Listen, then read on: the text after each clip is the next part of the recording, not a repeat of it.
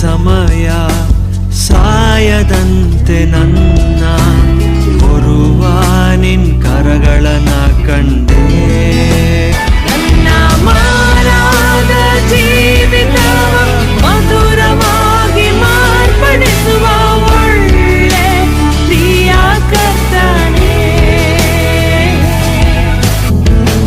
ಸಾವಿರ ಸಾವಿರ ಶುಭವು ಅನುದಿನ ನನ್ನ ವರಿಸಲು ಕೃಪೆಯು ಕರುಣೆ ಪ್ರೀತಿಯ ತೋರಿರುವೆ.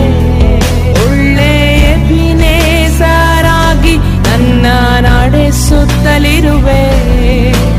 ವಂದಿಸಲು ಮಾತು ಇಲ್ಲವೇ.